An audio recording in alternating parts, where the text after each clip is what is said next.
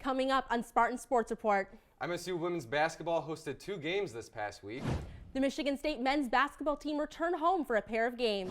And the Spartan hockey team welcomed the #1 ranked Wisconsin Badgers into East Lansing.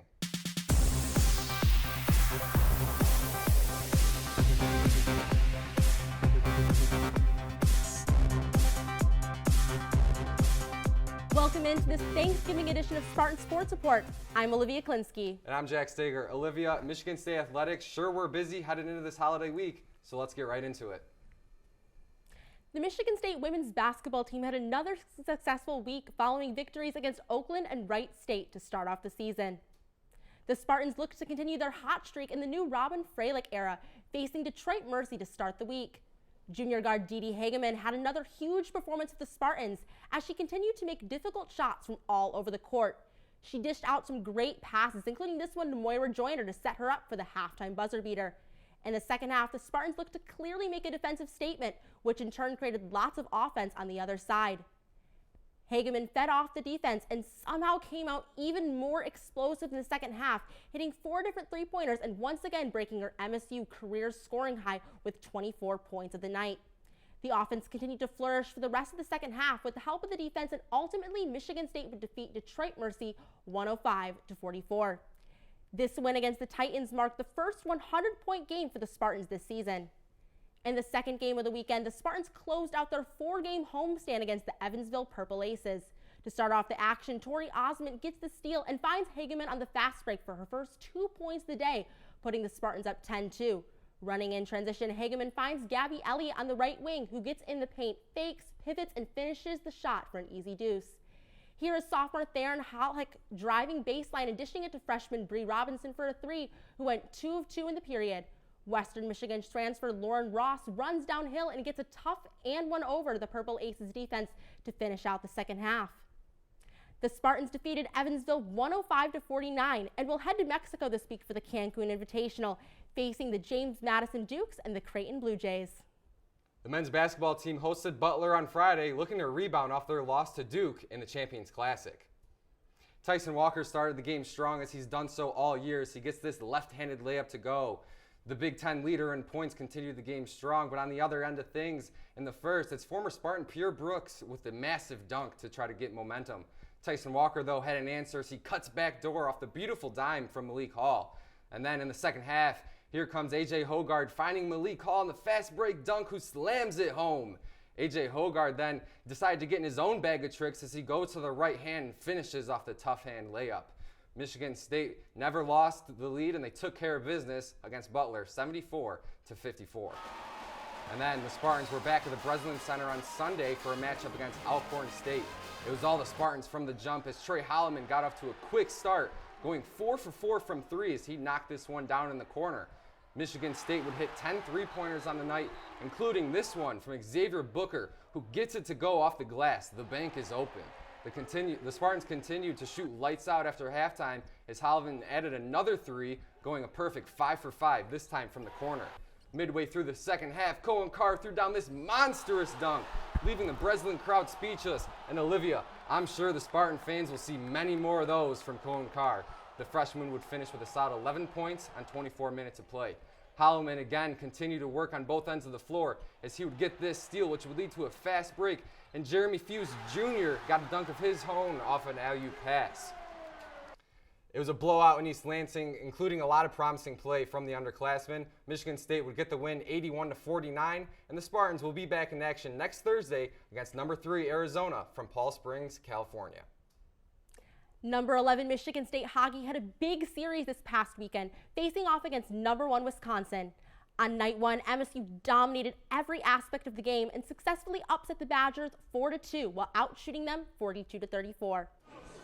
The Spartans came into night 2 looking to complete the sweep against the number 1 team in the nation. Starting off the first period, 8 minutes in, Jeremy Davidson here with some nice stick work passing to Nico Mueller, who sent it right back to Davidson to put one in the top corner right over Kyle McClellan's shoulder. Michigan State held on to the lead for the remainder of the first period and the majority of the second before Owen Lindmark put one right between the legs of Trey Augustine to tie the score 1-1 heading into the final period.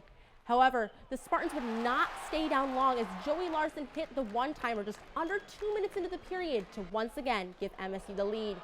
Freshman goaltender Trey Augustine had no shortage of great saves, recording 60 over the weekend. In the second period of the night, he was a brick wall between the pipes, handling 2 back-to-back penalty kills. Later in the third period, an Isaac Howard shot was saved by McClellan, but Nash Nienhuis was there at the blue line to put the Spartans up 3-1.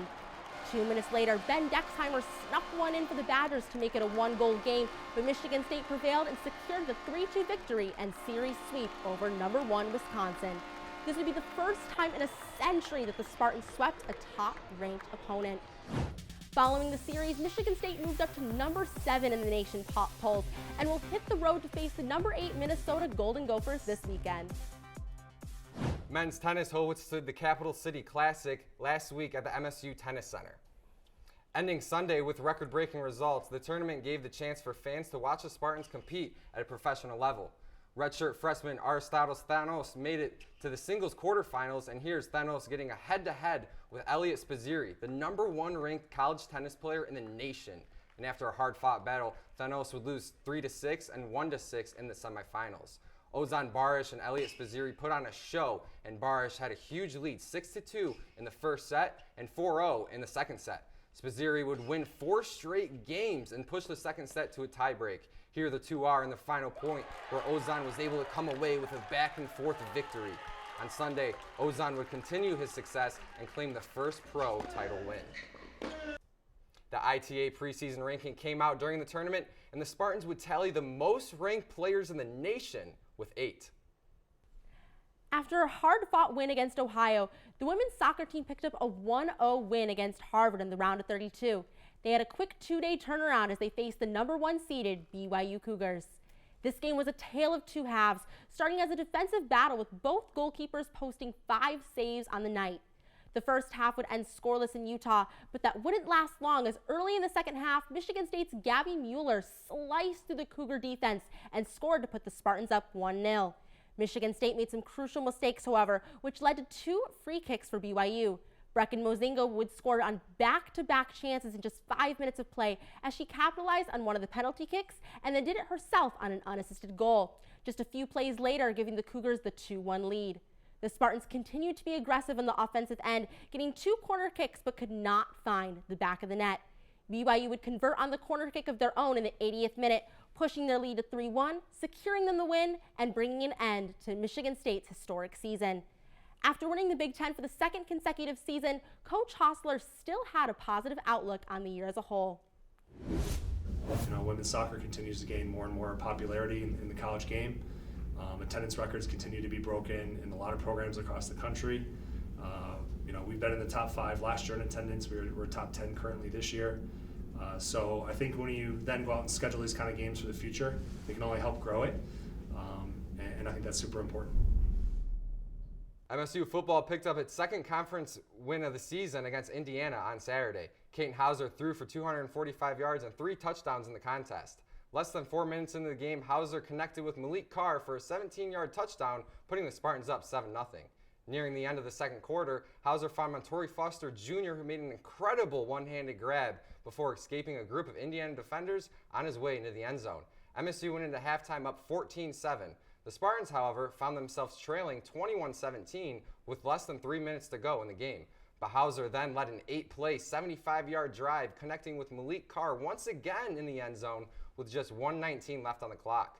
Michigan State held on for a 24-21 victory over the Hoosiers. The Spartans will close out their season on Friday, taking on Penn State at Ford Field in Detroit. Thanks for watching this week's edition of Spartan Sports Report. Make sure to check us out on all of our social media handles below, as well as the Spartan Newsroom websites. Thanks again, and we'll see you next week.